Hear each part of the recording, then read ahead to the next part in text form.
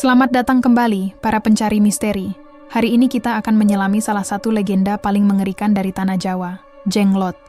Makhluk misterius yang telah lama menghantui imajinasi dan mimpi buruk masyarakat Indonesia. Bayangkan sebuah sosok kecil, tak lebih besar dari telapak tangan orang dewasa. Kulitnya kering dan menghitam, seolah telah dimakan waktu selama berabad-abad. Rambut panjang dan kusut menutupi sebagian wajahnya yang mengerikan. Mata yang terpejam rapat, namun seolah bisa menatap langsung ke dalam jiwa Anda. Kuku-kuku panjang dan tajam mencuat dari jari-jari kecilnya, siap mencengkeram mangsa yang tak berdaya.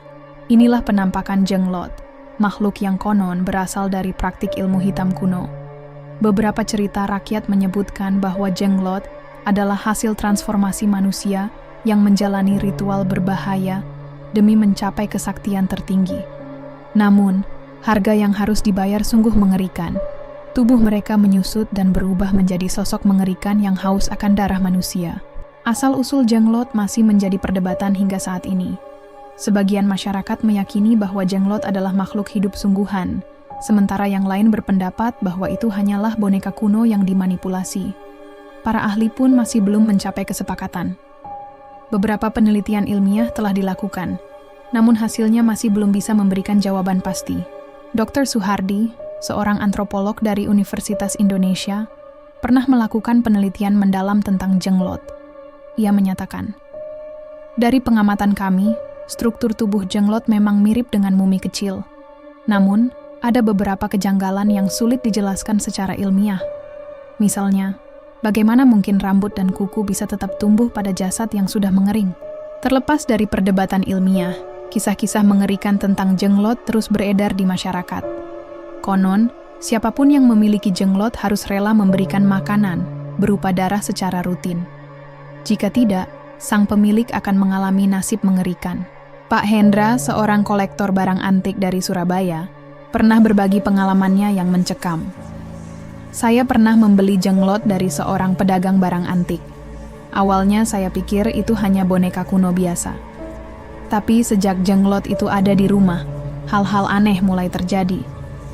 Suara-suara mencurigakan di malam hari, benda-benda yang berpindah sendiri, bahkan saya sering bermimpi buruk tentang sosok kecil yang mengejar-ngejar saya." Kisah Pak Hendra bukanlah satu-satunya. Ada banyak cerita serupa yang beredar di masyarakat. Beberapa bahkan mengklaim telah melihat Jenglot bergerak atau mengeluarkan suara. Meski sulit dibuktikan kebenarannya, kisah-kisah ini terus menambah aura mistis di seputar Jenglot. Salah satu kasus paling terkenal adalah penemuan puluhan Jenglot di sebuah gua di Jawa Timur pada tahun 1997. Peristiwa ini sempat menghebohkan masyarakat dan menarik perhatian media massa. Tim peneliti yang dikirim ke lokasi melaporkan bahwa sebagian besar Jenglot yang ditemukan memiliki ciri-ciri yang sama. Tubuh kecil berwarna gelap, rambut panjang, dan kuku yang mencuat. Namun, tak semua orang percaya bahwa Jenglot adalah makhluk supernatural. Beberapa skeptis berpendapat bahwa Jenglot hanyalah hasil kreasi manusia, dibuat dengan menggunakan bahan-bahan alami seperti kulit binatang dan rambut manusia. Mereka meyakini bahwa Jenglot sengaja diciptakan untuk menakut-nakuti atau menipu orang lain. Terlepas dari kontroversi tersebut, keberadaan Jenglot telah menjadi bagian tak terpisahkan dari budaya Indonesia, khususnya di Pulau Jawa. Banyak museum dan kolektor pribadi yang memamerkan Jenglot sebagai objek yang bernilai tinggi. Beberapa tempat wisata bahkan menjadikan Jenglot sebagai daya tarik utama mereka. Namun berhati-hatilah jika Anda berniat mencari atau memiliki Jenglot. Banyak dukun dan orang pintar yang memperingatkan bahaya besar yang mengintai di balik sosok mungil ini. Mereka meyakini bahwa Jenglot memiliki kekuatan gaib yang bisa membawa malapetaka bagi pemiliknya yang tidak berhati-hati. Mbah Karso, seorang dukun terkenal dari Yogyakarta, pernah berkata, "Jenglot bukan mainan.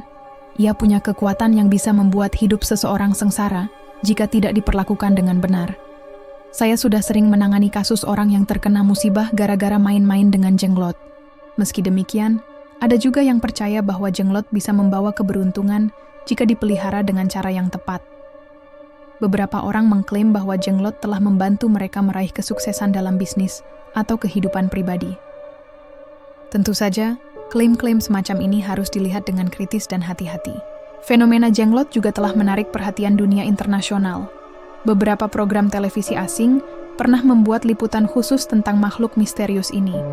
Bahkan ada rumor yang menyebutkan bahwa beberapa kolektor dari luar negeri rela membayar mahal untuk mendapatkan jenglot asli dari Indonesia.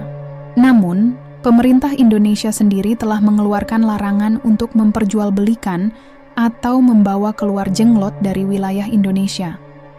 Hal ini dilakukan untuk mencegah eksploitasi berlebihan terhadap warisan budaya bangsa, sekaligus melindungi masyarakat dari potensi bahaya yang mungkin ditimbulkan.